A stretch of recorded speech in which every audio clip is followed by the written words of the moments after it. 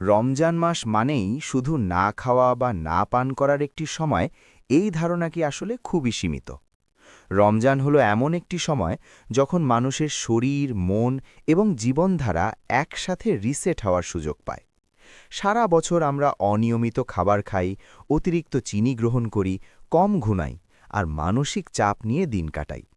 এর ফলে আমাদের শরীর ধীরে ধীরে ক্লান্ত হয়ে পড়ে, হজম শক্তি দুর্বল হয়, ওজন বাড়ে আর বিভিন্ন রোগের ঝুঁকি তৈরি হয়। রমজানের রোজা সেই ক্লান্ত শরীরকে বিশ্রাম দেওয়ার এক অনন্য সুযোগ। প্রথমেই আসি শরীরের ভেতরের বিশ্রামের কথায়। আমরা যখন দিনের পর দিন বিরামহীনভাবে খাই, তখন আমাদের পাকস্থলী ও অস্ত্র প্রায় কখনোই বিশ্রাম পায় না। রোজার সময় দীর্ঘ কয়েক ঘন্টা না খাওয়ার ফলে হজমতন্ত্র স্বাভাবিকভাবে ধীর হয়ে যায়।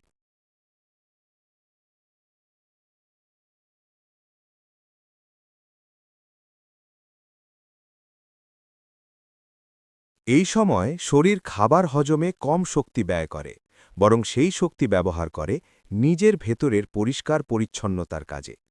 এর ফলে শরীরে জমে থাকা বর্জ্য পদার্থ ধীরে ধীরে বের হয়ে যায়, লিভার আরও ভালোভাবে কাজ করার সুযোগ পায় এবং অনেকের বদহজম, গ্যাস্ট্রিক ও পেট ফাঁপার সমস্যা কমে আসে। এরপর আসি ওজন নিয়ন্ত্রণের বিষয়ে।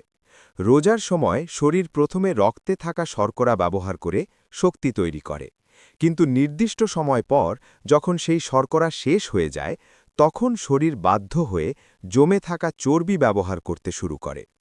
এই প্রক্রিয়াটাকেই বলা হয় ফ্যাট বার্নিং। এ কারণেই অনেক মানুষ রমজানে ওজন কমতে দেখেন, বিশেষ করে পেট ও কোমরের চারপাশের মেদ হ্রাস পায়।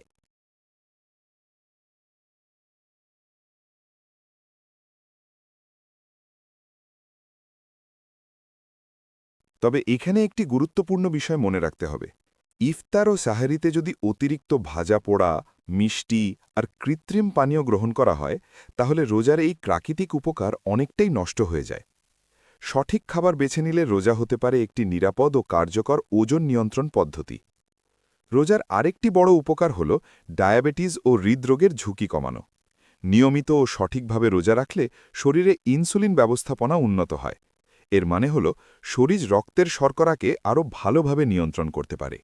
এতে টাইপ 2 ডায়াবেটিসের ঝুঁকি কমে, রক্তে ক্ষতিকর কোলেস্টেরলের মাত্রা হ্রাস পায় এবং হৃদযন্ত্রের ওপর অতিরিক্ত চাপ কমে আসে।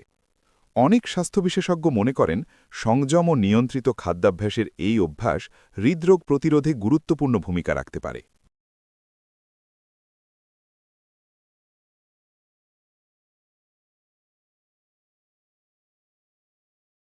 রোজার উপকার শুধু শরীরেই সীমাবদ্ধ নয়, এর একটি গভীর প্রভাব পড়ে মানুষের মানসিক স্বাস্থ্যের ওপর। রোজা মানুষকে ধৈর্যশীল হতে শেখায়।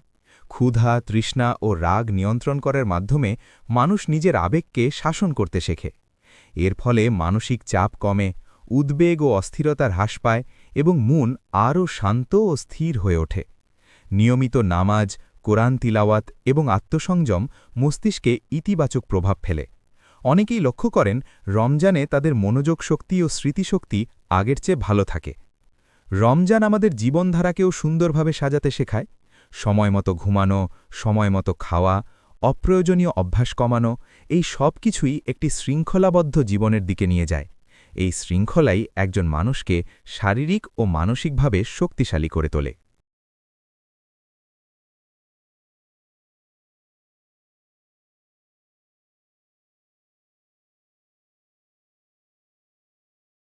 সবশেষে বলা যায়, রমজানের রোজা শুধু একটি ধর্মীয় ইবাদত নয়, এটি একটি পূর্ণাঙ্গ হেলথ ট্রেনিং প্রোগ্রাম।